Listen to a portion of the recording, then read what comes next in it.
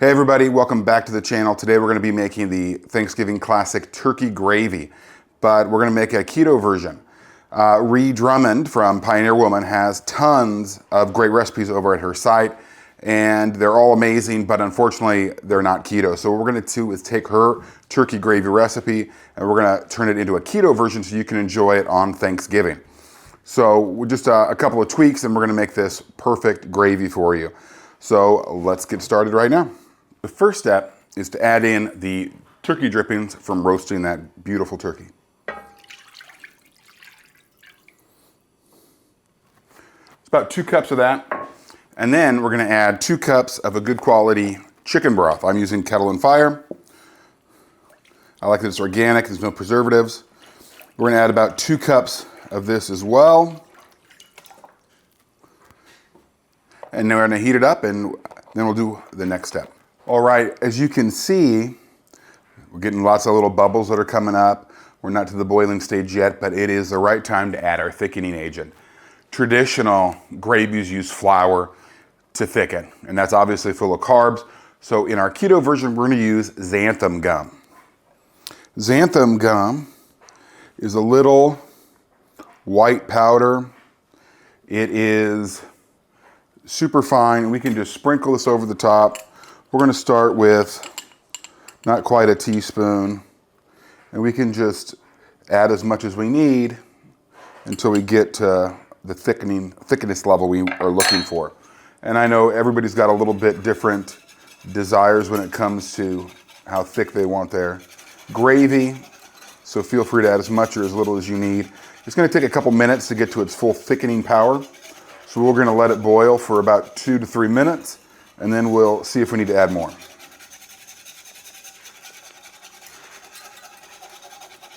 We're just going to whisk it in, keep it mixing so we get it nice and stir it in evenly.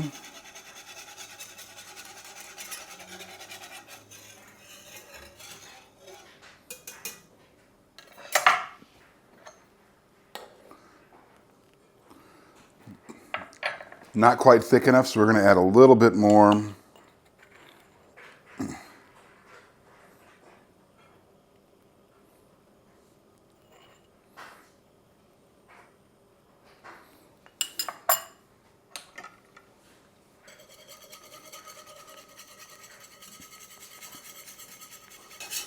All right, we're getting to that final stage where it's just thick enough. I'm going to turn the heat way down to low.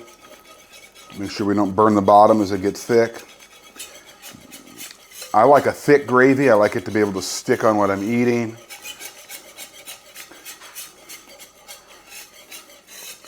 As we get to the final stage here, I just want to remind you that our videos are sponsored by Best Ketone Test. Best Ketone Test has the best priced ketone meters and glucose meters on the market with the best strips with the membership. I made a video explaining the membership and showing you how the prices are really amazingly cheap. So the description has the link to that video so you can check it out and see if you are interested. If you're looking at testing, honestly, it's the best way to go. So take a look. You'll be glad you did. As we go to the last step of our gravy, we're gonna chop up some fresh sage and use that in our recipe. The really fresh herbs are the best. You can use thyme, rosemary, any kind of combination you want. I'm just going with fresh sage today because it's just a nice traditional herb for this. So we're gonna just sprinkle it on top. We added our herbs at the last minute and we add them without adding a lot of heat. We're just gonna put them on into the gravy. The heat's off. We don't want to burn them. This will infuse the flavor of the sage throughout the dish.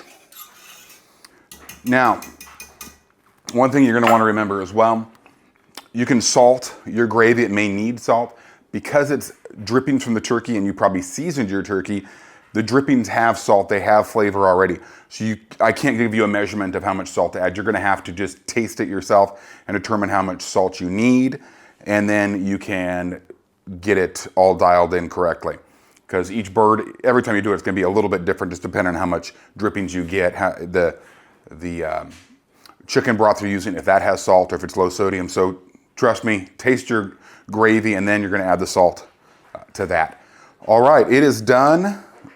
What you're looking for on a gravy is you want to be able to take your spoon and you want to be able to see it coat the back of a spoon nicely. You want to make sure that it's thick on the back there because you don't want it to be too thin. It'll just run off the food that you're cooking. So this is perfect. I'm going to go ahead and plate it up with some turkey and we'll look at the final dish. All right, there we go. We have our gravy for our turkey. It's delicious. I hope you try this. It's great on all your side dishes as well. Have a great Thanksgiving and enjoy. We'll see you on the next video. Thanks.